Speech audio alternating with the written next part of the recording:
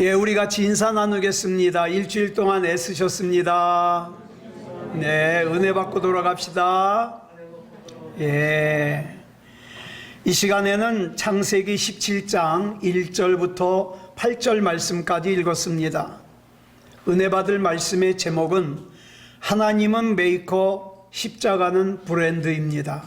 하나님은 메이커, 십자가는 브랜드. 우리는 지난 시간에 창세기 16장을 나누면서 아브라함이 하나님의 약속을 믿지 못하고 인간적인 방법으로 이스마엘이라는 아들을 낳는 바람에 그 결과로 멸시를 당하고 인격이 깨지고 질서가 깨졌다는 말씀을 나누었습니다. 비록 사라의 몸종인 하갈을 통해서 낳은 아들이지만 86에 낳았어요. 얼마나 이쁠까요? 눈에 넣어도 아프지 않을 것 같은 아들이죠. 그래서 아브라함은 이스마엘에게 마음을 다 빼앗겨 버리고 말았습니다. 그렇게 13년이 지나 아브라함의 나이가 99세가 되었을 때 하나님께서 다시 아브라함을 찾아오신 내용이 오늘 본문인 창세기 17장입니다. 그러니까 창세기 16장과 창세기 17장 사이에는 13년이라는 공백이 있는 거예요. 자, 그러면 이 13년이라는 공백의 의미가 뭘까?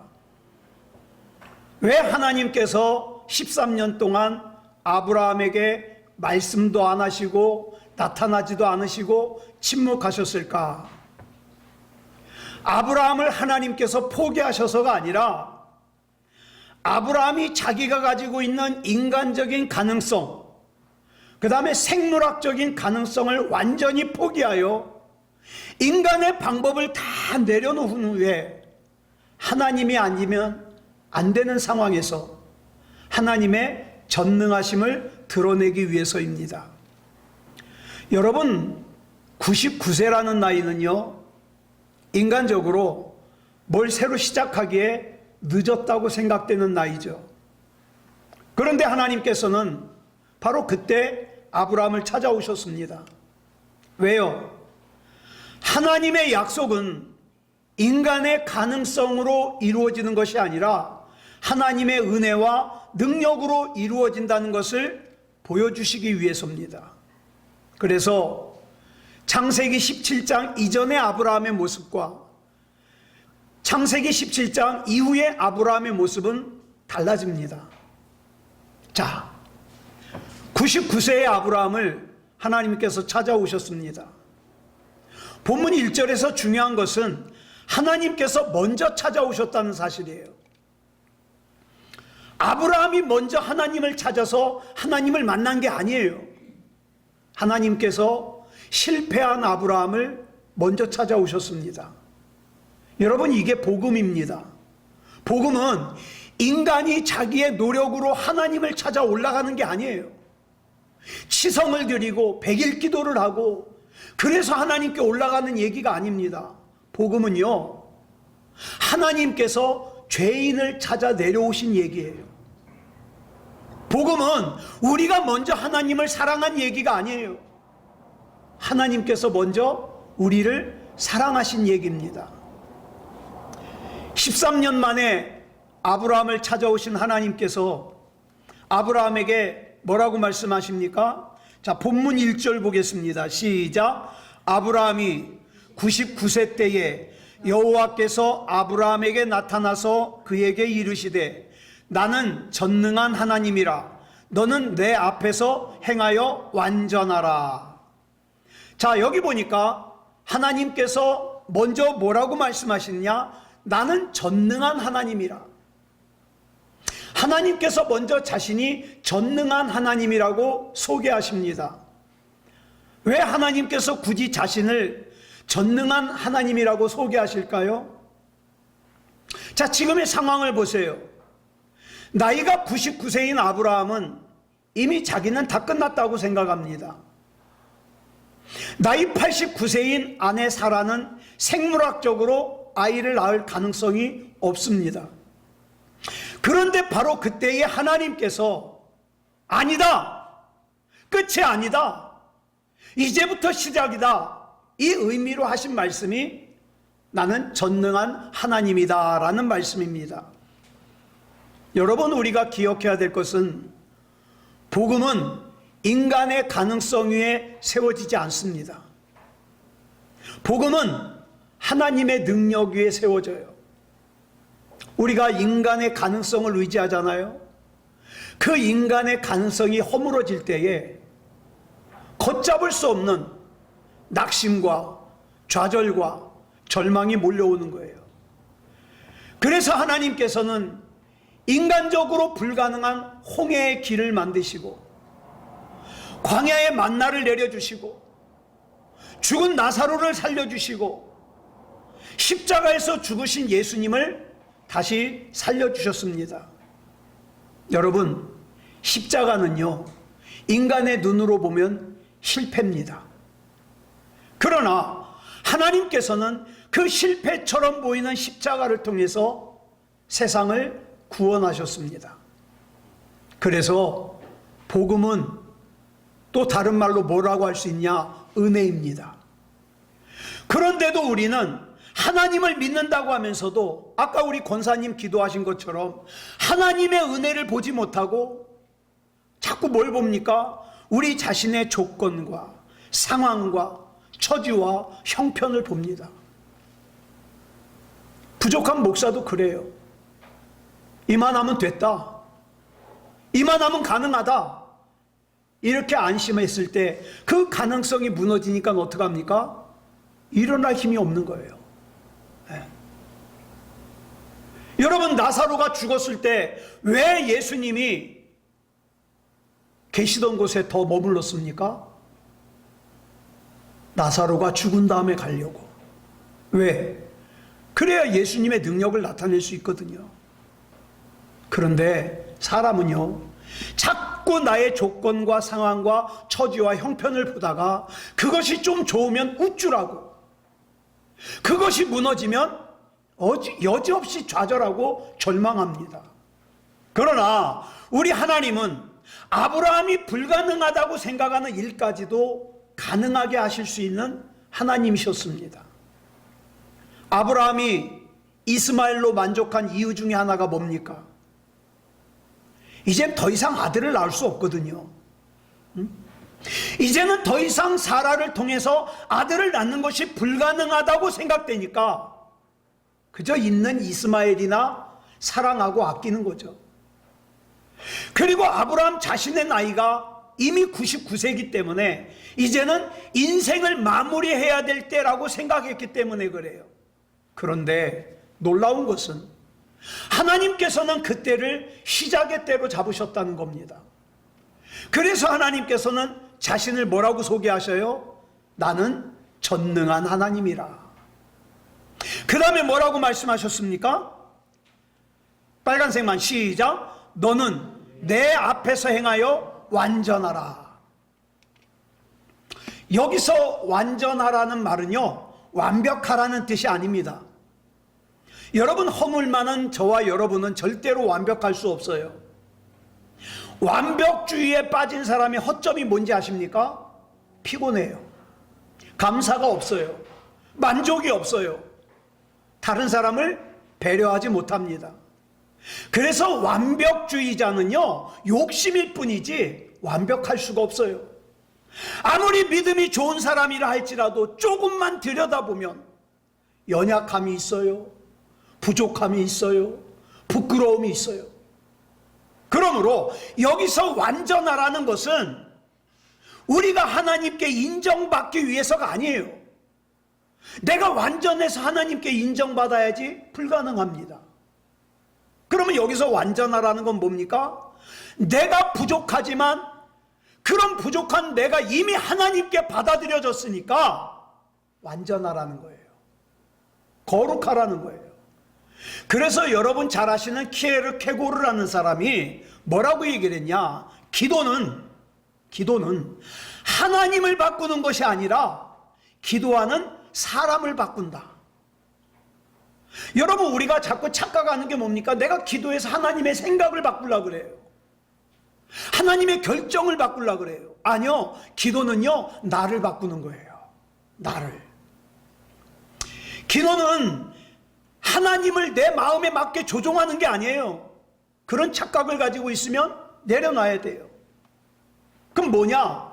내가 기도하는 가운데 하나님의 마음과 하나님의 뜻에 맞게 나를 변화시키는 과정이에요.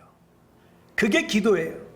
그래서 여러분 잘 아시는 산상수훈, 마태복음 5장에 나오는 팔복을 보면은 예수님께서 마태복음 5장 48절에서 이렇게 말씀하셔요. 시작. 그러므로 하늘에 계신 너희 아버지의 온전하심과 같이 너희도 온전하라. 저는 이 말씀이 놀라워요. 나의 온전함의 기준이 누구라 그랬습니까? 내가 온전해야 되는 기준이 누구예요? 하나님이에요. 하나님. 이 말은 내가 하나님같이 전능한 그런 존재가 되라는 게 아니라 하나님을 바라보면서 하나님을 닮아가는 인생을 살라는 거예요. 이걸 또 다른 말로 말하면 하나님을 추구하는 인생을 살아라. 그런데 지금 아브라함의 모습을 보면, 또 나의 모습을 보면 하나님을 바라보면서 하나님 앞에서 하나님을 닮아가는 삶이 아니라 어떻게 해요? 시선을 온통 이스마엘에게 빼앗겨서, 시선을 온통 세상과 세상의 방법에 빼앗겨서 이스마엘을 바라보고 이스마엘에 만족하는 삶을 살고 있더라 이 말이에요. 저와 여러분 가운데 세상의 눈에 보이는 일상의 삶에 매여서 사는 사람은 본문에 나오는 아브라함 같은 사람이에요. 저 역시 아브라함 같은 사람입니다. 그런데 여기서 말하는 완전해지라는 말은 다시금 가슴 속에 불을 품고 하나님 앞에서 하나님께서 나를 이 땅에 태어나게 하신 목적이 있잖아요. 하나님께서 나를 이 땅에 존재하게 하시는 이유가 있잖아요. 그 목적대로, 이유대로 가치 있는 인생을 살게 해 주십시오. 쓸모 있는 인생을 살게 해 주십시오. 이렇게 기도하는 거예요. 이것이 뭘 전제로 하느냐? 전능하신 하나님을 신뢰하는 것을 전제로 합니다.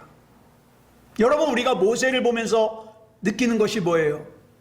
하나님 안에서는 늦은 것이 없다. 하나님께서는 99세의 노인 아브라함도 젊은이처럼 이렇게 세우셨습니다. 자, 그러면 우린 여기서 질문을 하나 하게 돼요. 그렇다면 우리 하나님이 능력이 없으신 것도 아닌데 왜 아브라함에게 이렇게 늦게까지 아들을 주시지 않았을까? 이거는 이런 질문과도 같아요. 왜 예수님께서는 사랑하는 자인 나사로가 병들어 죽어간다는 걸 알면서도 그곳에 이틀을 더 유하셨을까? 똑같은 질문이에요. 이유는 전능하신 하나님이심을 보여주기 위해서입니다. 우리가 살다 보면 우리의 삶 가운데 힘이 빠질 때가 있어요. 절망의 마음이 들 때가 있습니다. 하나님께서는 왜 내 삶을 이 상태로 방치하시는 건가? 이런 생각이 드실 때가 있어요. 우리 하나님께서는 왜 그러느냐? 하나님이 전능하신 하나님이라는 것을 우리에게 보여주기 위해서예요. 그러므로 우리는 하나님을 신뢰하기만 하면 됩니다. 그래서 하나님께서 아브라함의 이름을 아브람에서 아브라함으로 바꿔주십니다. 이게 어떤 의미가 있느냐? 하나님께서 약속하신 언약을 지키시는 거예요. 그래서 오늘 본문 5절에서 하나님께서 아브라함이라는 이름을 아브라함으로 바꾸신 것은 무슨 의미냐? 하나님께서 아브라함의 메이커가 되셨다는 거예요. 여러분, 요즘은 다 메이커 입잖아요. 메이커 신잖아요. 저 초등학교, 중학교 다닐 때는 메이커 신발 신는 사람이 별로 없었어요. 그래서 저는요, 스파이크라는 검은 운동화를 사주면 그게 또 잘 찢어져요. 그러면 제가 거기다가 물감으로 나이키 모양을 그려서 신었어요. 얼마나 나이키가 신고 싶었냐면, 여러분, 그게 메이커의 매력이에요. 그런데 하나님께서 저와 여러분의 메이커가 되주신다는 거예요. 제가 한 번은 인터넷에서 가방을 아주 거금을 45,000원을 주고 가방을 하나 샀어요. 그리고 그 가방을 한 15년 들고 다닌 것 같아요.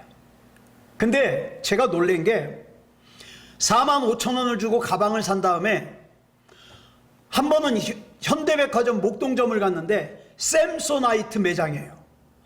똑같아요, 모양이. 근데 한 가지만 달라요. 샘소나이트 상표만 붙어 있어요. 근데 가격 보니까 34만 원이에요. 이게 메이커 효과예요. 이런 명품을 누가 만들었냐에 따라서 45,000원짜리가 34,000원짜리로 둔갑을 하는 거예요. 자, 본문 5절 보겠습니다. 시작. 이제 후로는 내 이름을 아브람이라 하지 아니하고 아브라함이라 하리니 이는 내가 너를 여러 민족의 아버지가 되게 함이니라. 믿음 없는 사람은 그럴 거예요. 아이, 나이가 99인데 뭐 얼마나 더 산다고 이름을 바꿔? 그런데 여러분, 놀라운 것은요, 그 뒤 창세기 25장 1절부터 7절까지 보면 아브라함이 그 뒤로 76년을 더 살아요. 그리고 아내 사라가 죽은 다음에 그두라라는 아내를 또 얻게 되는데 그 아내와의 사이에서 아들 6명을 더 낳아요. 그 아들이 누구예요? 가나안 족속의 6족속의 조상이에요. 여러분, 하나님께서 아브라함을 아브라함으로 바꾸신 것은 단순히 이름만 바꾸신 것이 아니에요. 거기에는 어떤 의미가 있습니까? Made in God. 하나님이 제조자예요. 하나님이 메이커예요. 이것이 왜 중요하냐면 아브라함을 만드신 제조자이신 하나님께서 아브라함에게 AS를 해주시겠다는 거예요. 저와 여러분도 마찬가지예요. 나의 제조자이신 하나님께서 나의 AS가 되시는 거예요. 그러므로 하나님의 사람인 우리 역시 내 능력이 아닌 나를 창조하신 하나님을 바라봐야 됩니다. 이어지는 본문 9절 이하를 보면 하나님께서 아브라함과의 약속을 다시 확인하시는 표시로 아브라함에게 할례를 받으라 그래요. 할례는 신약시대로 말하면 세례입니다. 하나님의 백성이라는 표시예요. 자, 그럼 할례가 뭡니까? 아시는 바와 같이 유대인들은 남자아이가 태어나면 태어난 지 8일 만에 생식기 끝을 갖다가 베어냅니다. 이게 할례예요. 자, 그러면 우리는 좀 궁금하잖아요. 하나님의 백성이라는 표시인 할례를 좀 덜 민망한 곳에 하면 얼마나 좋아요? 그죠? 왜 생식기에다가 받게 하셨을까? 그런 의문이 들어요. 하나님께서 할례를 은밀한 곳인 생식기에 새기신 이유는 하나님 앞에서 구별된 백성으로서의 의식은 사람들에게 과시하는 것이 아니다. 그럼 뭐냐? 하나님과 나만의 관계이기 때문에 내가 은밀하게 가져야 돼요. 은밀하게. 만약에 하나님께서 하나님의 백성이라는 표시를 이마에 하게 했다면 이스라엘 백성이 어땠을까요? 가뜩이나 자기네가 선택된 민족이라고 선민이라고 막 목에다 힘주고 이방인들은 지옥의 땔감으로 쓰려고 창조된 거라고 막 그러고 떠들고 다니는데 자부심이 충만한데 이마에 그런 표시까지 있어봐요. 얼마나 목에다 힘주겠습니까? 그리고 정작 자기는 안 봐요. 자기는 못 보잖아요. 이마에 있으면. 그런데 하나님의 백성이라는 표시가 민망한 곳에 있으니까 사람들에게 자랑할 수도 없어요. 그렇죠? 할례 받은 걸 어떻게 자랑합니까? 우리가 세례교인이라는 의미도 그래요. 내가 세례 받은 것은 다른 사람들에게 자랑하기 위해서가 아니라 항상 나는 하나님의 백성이라는 생각을 가지면서 살으라는 거예요. 지금으로부터 26년 전에, 오래됐죠. 2000년도에 미국의 대통령 후보로 클린턴과 경합을 겨뤘던 엘 고어라고 하는 사람이 있었어요. 이분이 한 번은 정치 자금을 강제적으로 모금하려고 했다고 하는 의혹을 받고 언론의 공격을 받았어요. 근데 증거가 없어요. 그러니까 엘 고어가 나 그런 일 한 적 없어, 그러면 끝이에요. 근데 깜짝 놀란 게 증거가 아무것도 없는데 이 엘 고어가 자기가 그런 일을 강요했다고 인정을 한 거예요. 그리고 인정을 하는 기자회견을 함과 동시에 대통령 후보를 사퇴를 했어요. 그 기자들이 물었어요. 아니, 증거가 없는데 그런 일 안 했다고 잡아떼면 그냥 넘어갈 수 있는데 왜 인정을 했습니까? 물어봤어요. 대답이 간단해요. I'm Christian. 난 그리스도인입니다. 다른 사람들은 별거 아니게 넘어갔을지 모르지만 전 굉장히 충격을 받았어요. 엘 고어가 허물이 없다는 말이 아니에요. 허물이 있어요. 그러나 더 중요한 것은 정직한 사람이었다는 거예요. 여러분, 이것이 하나님의 백성으로서의 자의식입니다. 이것이 바로 할례 받은 사람의 의미이고 이것이 바로 세례 받은 사람의 의미예요. 할례가 보이지 않는 곳에 새겨진 것처럼 진짜 신앙은 사람들에게 드러내는, 막 시장가에 가가지고 기도 시간에 손들고 기도하는 그런 걸로 드러나는 것이 아니라 골방에서 하나님과 나와의 1대1의 만남을 통해서 증명된다, 이 말입니다. 그러므로 우리는 누가 보든지 안 보든지 나는 그리스도인이라는 자의식을 가지고 살아야 돼요. 여러분, 교회는요 유능한 사람을 키우는 곳이 아닙니다. 교회는요 잘난 사람을 인정해주고 잘난 사람을 높여주고 잘난 사람이 목에 힘주는 곳이 아니에요. 그럼 교회는 어떤 곳이냐? 진실한 사람을 키우는 곳이에요. 이게 진짜 복음의 정신입니다. 그런데 많은 사람들이 신앙생활이라는 걸 하면서 진실함에는 관심이 없어요. 뭐에만 관심이 있습니까? 어떻게 하면 내가 복을 받을까? 그러면 안 돼요. 구원받은 성도에게서 나타나는 대표적인 열매가 뭐냐? 진실함입니다.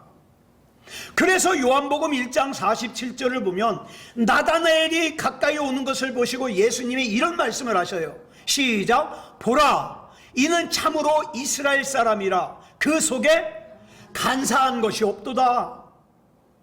여러분, 하나님은 저와 여러분을 너무 잘 아십니다.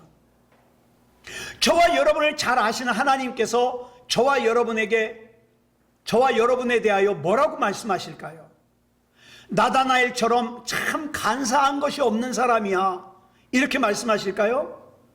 아무개는 참 진실한 사람이야, 아무개는 참 믿음다운 믿음을 가진 사람이야, 이렇게 인정하실까요? 여러분, 저와 여러분의 진짜 모습은 뭡니까? 저와 여러분은 세례를 왜 받으셨습니까? 예. 신상 명세서를 기록할 때 신금란에다가 세례라고 쓰기 위해서요. 또 나이가 드니까 나도 그냥 다른 사람들처럼 덩달아서 받았습니까? 그러면 안 되는 거예요. 세례란 내가 하나님의 백성이라는 자의식입니다. 내가 하나님의 자녀라는 자의식이에요. 내가 예수 그리스도의 제자라는 자의식이에요. 내가 예수 그리스도의 친구라는 자의식이에요. 그래서 세례를 받은 사람은요, 죄 가운데서 마음이 편안할 수가 없어요. 죄 가운데서. 이런 의미에서 저는 저와 여러분이 진정한 의미의 세례교인이 되기를 원합니다.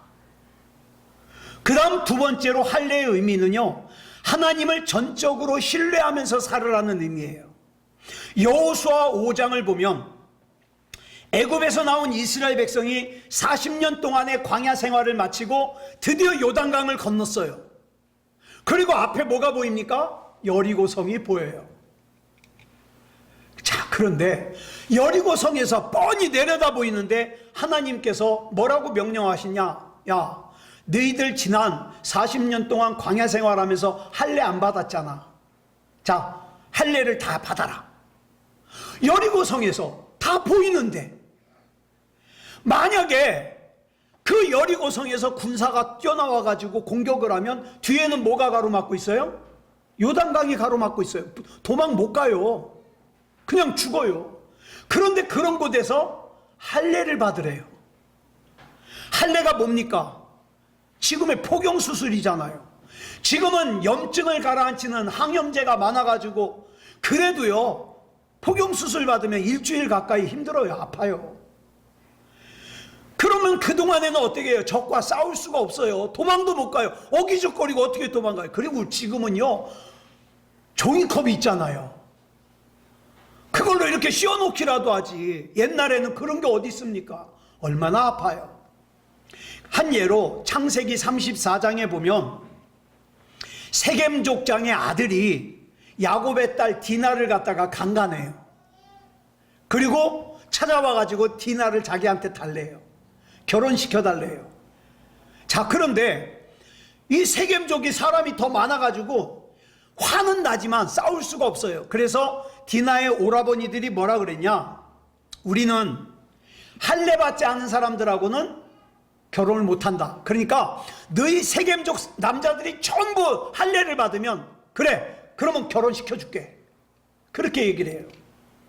그래가지고 조아라 돌아가가지고 자기네들 그 세겜족 남자들이 전부 할례를 받아요. 가장 고통스러운 날, 이 디나의 오라비들이 가가지고 세겜족 남자들을 도륙을 해버려요. 다 죽여요. 예. 그러니까 아프니까 도망도 못 가고 다 죽은 거예요. 자, 그런데 보세요. 지금 하나님께서 이스라엘에게 할례를 받으라고 하는 장소가 어디입니까? 여리고성 앞이에요. 훤히 내려다 보여요. 무슨 뜻입니까? 이거예요.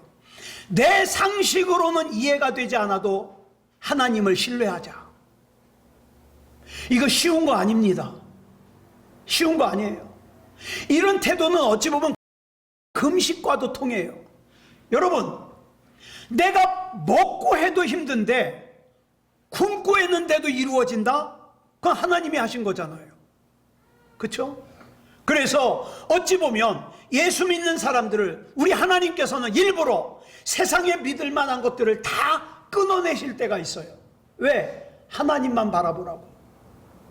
하나님만.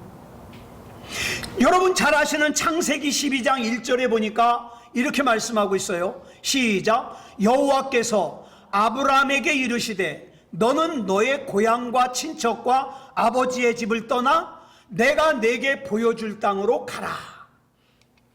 무슨 뜻입니까? 하나님 이외에 아브라함이 의지할 만한 것들을 다 끊어내라는 거예요. 제가 지난 일주일 동안 계속 붙들고 울었던 말씀이에요. 이 정도면 됐다고 생각했는데, 이 정도면 결과가 확실하다고 생각했는데 끊어내라는 거예요.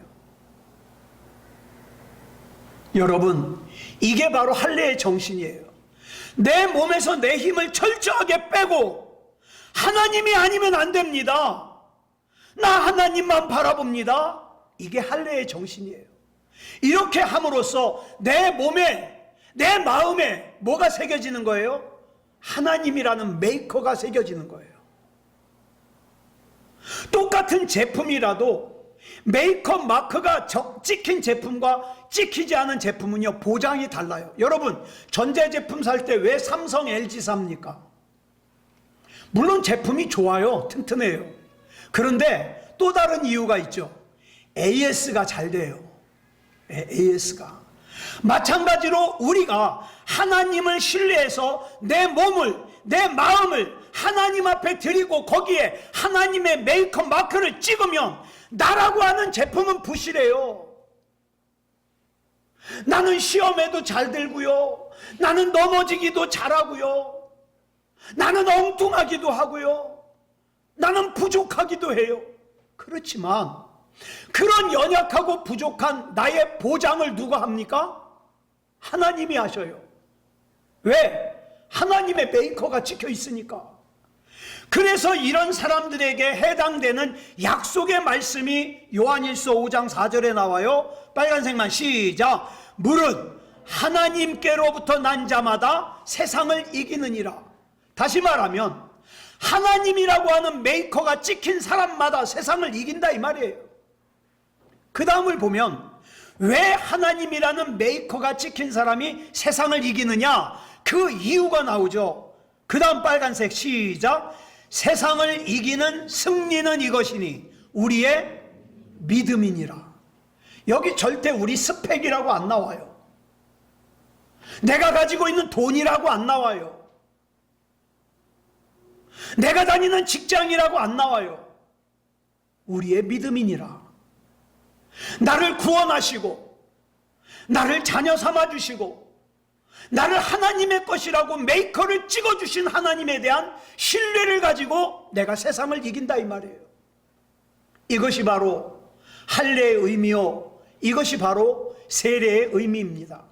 그렇다면 이제 여러분에게 묻겠습니다. 여러분은 하나님이라고 하는 메이커 마크가 확실하게 찍혀 있는 진짜 그리스도인 맞습니까?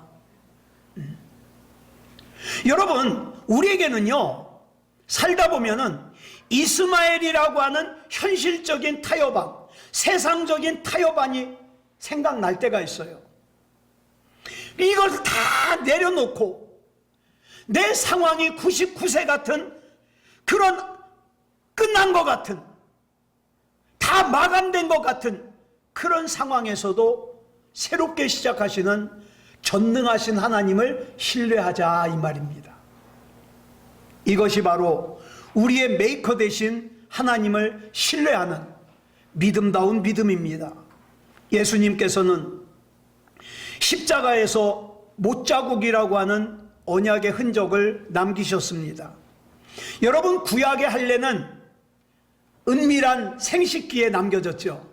그런데 이제는 더 이상 우리 육체에 흔적을 남길 필요가 없습니다. 저와 여러분은 어디에 할례의 흔적을 남기느냐? 내 마음에. 예수 그리스도의 피로 거듭나서 예수님을 구주로 영접해서 구원받았다는, 하나님의 백성이 되었다는 그 흔적을 내 마음에 새겨놓습니다. 그 피로 우리는 하나님의 소유가 된 사람들이에요. 그래서 이제 우리의 브랜드는 내 열심이나 내 스펙이나 내 통장에 있는 돈이나 어떤 게 아니에요. 우리의 브랜드는 십자가입니다. 십자가. 우리는 우리 자신이 완벽해서 하나님의 백성이 된 게 아니에요. 내가 완벽해서 구원받은 게 아니에요. 예수 그리스도의 핏값으로 하나님의 소유가 됐습니다. 그렇기 때문에 우리는 세상의 브랜드를 따라 사는 사람들이 아니라 우리의 메이커이신 하나님의 이름을 드러내는 믿음다운 믿음의 브랜드 십자가를 짊어지고,